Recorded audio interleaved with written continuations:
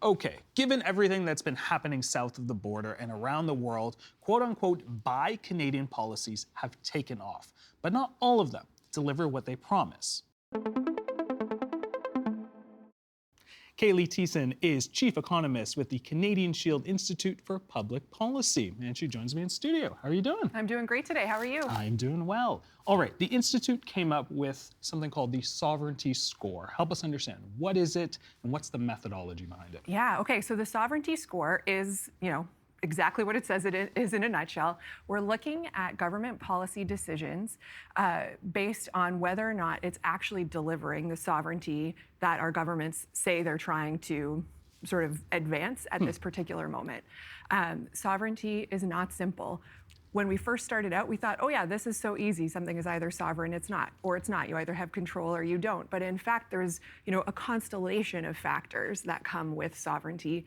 Our score is divided into sort of two categories. There's sovereignty, which is about governance and control. And then there's economic prosperity, which is about delivering value add to Canada's economy, basically.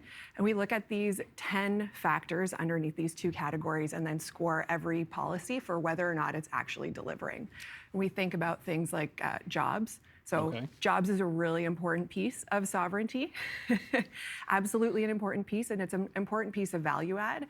But we found so far that it's basically one of the only things that governments focus on, and we should be focusing on more than just jobs, though jobs is incredibly important. So then we move on to talking about skills, whether or not we're utilizing the skills that Canadians are developing or improving the skills of Canadians as we're creating more jobs.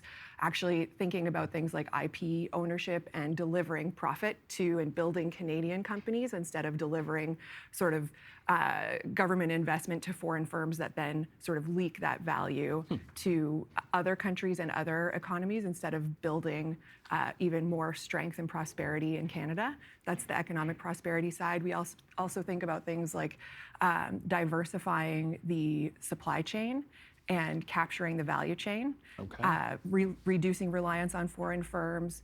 And another one on the Shield score, I haven't listed them all, but another one is making sure we're not sort of entrenching monopolies. Are we making sure we're building many companies instead of just one that could eventually have enough power to influence government in a way that makes us not sovereign, much as we've seen the tech industry in the United States. And when we talk about the methodology, we're talking about a score out of 10. Is it a checklist if they've crossed off all of those, sort of some of the points that you mentioned? Yeah, absolutely. So it's just a yes or no. We had talked about doing half points, and then we realized that every single one would get a half point all the time because there's like, oh, we got it a little bit of the way there, a 2 out of 10 or like, 20% out of the full 100.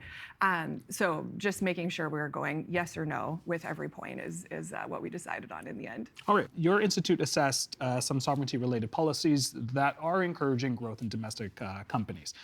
We'll start off with the defense industrial policy. This came out just this year in February 2026, got 8 out of 10. Yeah. What is it doing well? So the government has, the federal government has the intention of growing Canadian companies, creating jobs in Canada, increasing skills of Canadians and utilizing the skills that many of us have developed over time, but maybe aren't able to utilize in the current labor market. And so making sure that those things are moving forward. Also has a focus on IP retention and building Canadian companies is another piece of the puzzle. It's certainly going to increase security, the security of Canada, as well as avoiding entrenching monopolies, because the intention is to look more at smaller Canadian companies and start to grow them instead of just delivering all of the money to American firms in the American military industrial complex. Unfortunately, what we've seen so far with the investments that have gone into the defense industrial strategy is that they're not necessarily living up to their potential. So we analyzed a recent announcement, which was money into creating ammunition, building ammunition in Canada. And that move underneath the defense industrial strategy only got a 3 out of 10. Why? So the intention of the policy got an 8 out of 10, and then the execution is getting a 3 because it did not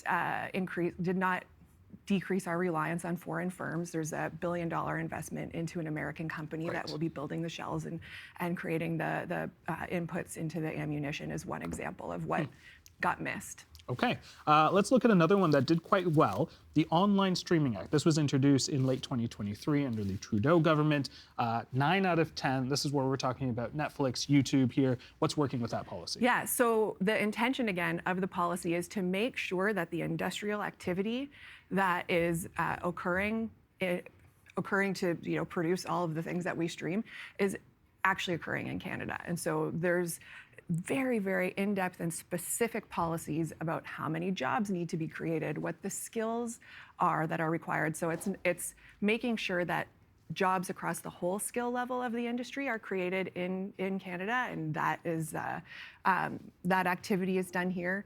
In addition, we also see that there are requirements for IP to be retained in Canada by the writers. It's not something that just immediately Netflix, owns the rights to your ideas anymore, but in fact, some of that stays in Canada. And that means that then as there's spin-offs and other things that also is going to be based in Canada. That's some of why the policy got such a high score. Let's talk about the Buy Canadian policy.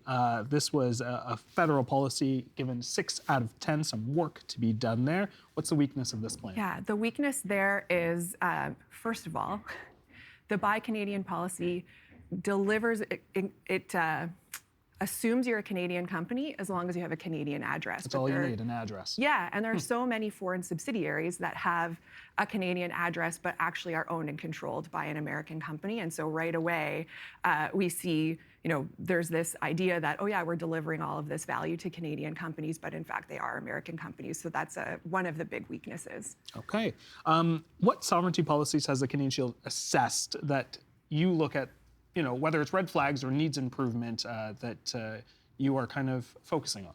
Yeah, well, if we think about the AI strategy that we know is coming soon, we'll be looking at the AI strategy for indicators of whether or not this will be a sovereign policy. And it means that we need to see government maintain the ability to actually govern, that's what they're supposed to do, the AI industry. So it's not just about whether or not a data center or compute center is built on Canadian soil. It matters who owns it and who sets the rules, and whether or not the Canadian government can actually set those rules in a democratic way, and the companies that are operating those centers have to abide by them. All right. In the budget, the 2026 Ontario budget, the province announced an initiative called the Protect Ontario Account Investment Fund. The Ford government says it will invest $4 billion into it. How should this plan work so that it can have its maximum effect when we talk about a capital investment, but also from a sovereignty score do well? Yeah, so when we heard about this fund, we thought right away, like, oh, this would be great for a sovereignty score. And then we read the budget more deeply and found that there aren't details yet. So we don't know how it's going to operate. We do know that the Protect Ontario account, there's sort of 2 pieces under that already, and they define an Ontario or Canadian company as a company that has 250 employees or more and has a head office or main office in Canada or in Ontario. And that means that as long as you have that foreign subsidiary with a main office in Canada, they can qualify to get money under this fund. We are saying that isn't good enough. We should actually be focusing all of that money, it's billions of dollars, focusing that money on growing Canadian companies that then can expand their reach in Canada, create jobs, hire skills, utilize the skills capacity of Canadians, reduce reliance on foreign firms, diversify the supply chain, focus on the supply chain in Canada. That would do a lot to actually increase the score that they could get, but we couldn't score it because we don't have any details yet. Fair enough. All right, well, we'll have to wait until we get more details, and we'll look forward to your score. Kaylie Tiessen, we're gonna have to leave it there, but thank you so much for your time. Really appreciate it. Thank you. It's been great.